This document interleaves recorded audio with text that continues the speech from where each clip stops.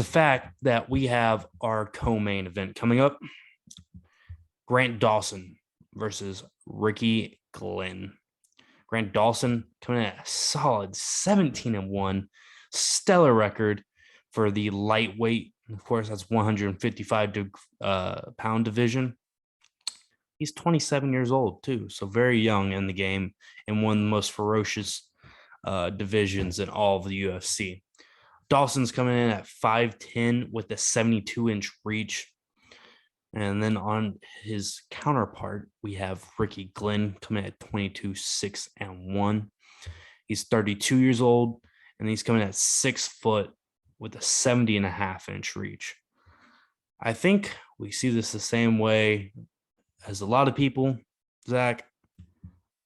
There's only one way this fight goes, and that's with Ricky Glenn's back on the mat and getting drowned like a wet blanket.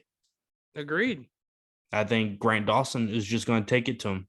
He's going to get him down the ground, whatever he has to do, which I don't think Ricky Glenn's going to put up that much of an effort. I think he's going to get taken down pretty easily, ground and pound through the floor like Hulk smash. And I can't say if it's going to be a TKO or not, but Dawson all the way. He's taking this home. But it's interesting to see how Dawson has improved since the last time we've seen him and how he gets into his takedowns, because everybody knows what his game plan is. It's to take you down and to beat you up on the ground. However, he does have the ability to stand.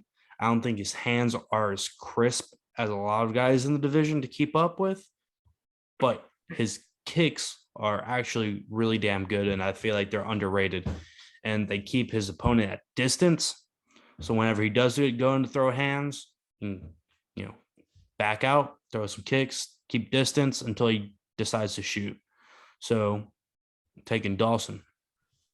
Look, I couldn't agree more with you on that, man. Ricky Glenn, the gladiator, the dude's a scrapper. He's a guy that's been around the block a time or two, one of them Team Alpha Male boys from Central California, but there's just not anything too impressive to look at with his record outside of a win over Gavin Tucker 4 years ago.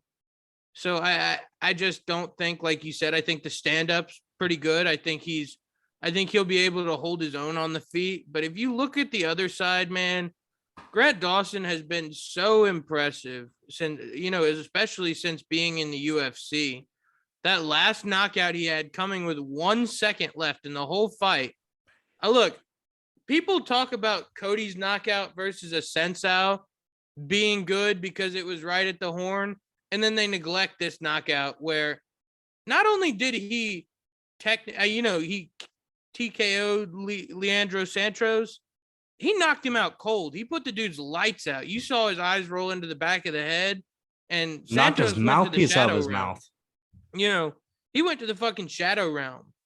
It was incredible to watch that fight too, because Santos is a guy that's, pretty respectable on the feet. He's somebody that people said, oh, well, if Grant Dawson can't get this to the mat, he's probably going to lose.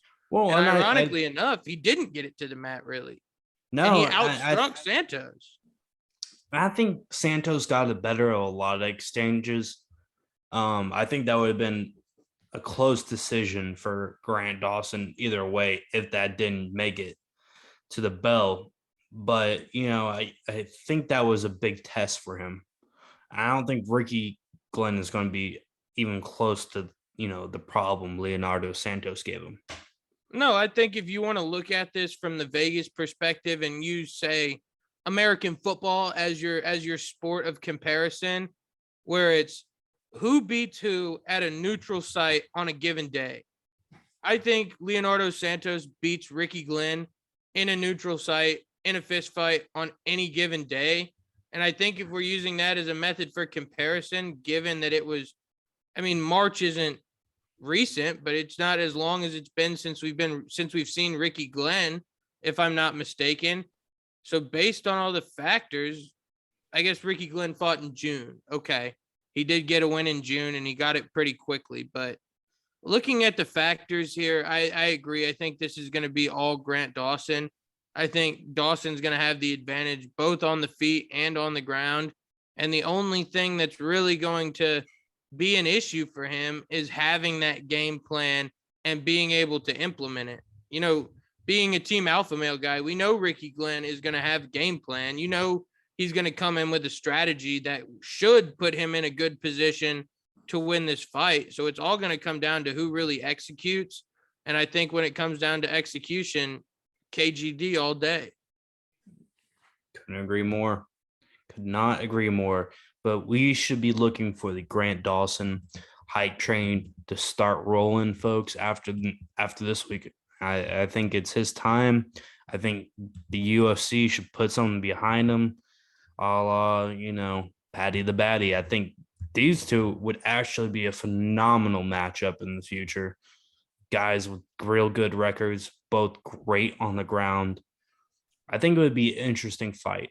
I think it would be a fair fight. No, I think it's funny. And I know we're supposed to be talking about the odds, which we will, but as long as Patty the Fatty is coming up, Patty the Fatty, I think the UFC is playing this very smart. I don't think Luigi Vendramini is a small name. I don't think he's a bad fighter by any means, but I think that was a very safe fight to get the Patty hype train rolling. And I'm not saying the Patty hype train wasn't already rolling. Cage Warriors is a very respected promotion. It's the biggest promotion in all of Europe, but I think they would be some damn fools to throw Patty to the wolves and give him a Grant Dawson or a Terrence McKinney or one of these young up-and-coming 155ers that's just whooping dudes' asses. Because I think Patty's still got a lot of improvements to make before he puts himself in that upper echelon of UFC 155ers. Anywho, back to the odds. Grant Dawson minus 350 favorite, which is kind of tough. Actually, is really tough. Ricky Glenn coming at plus 310 underdog. Obviously, I think we're pretty staunch, if you haven't noticed, on Grant Dawson taking this. So we're going to take a look and see how or what we think he's going to get to do the win. Zach?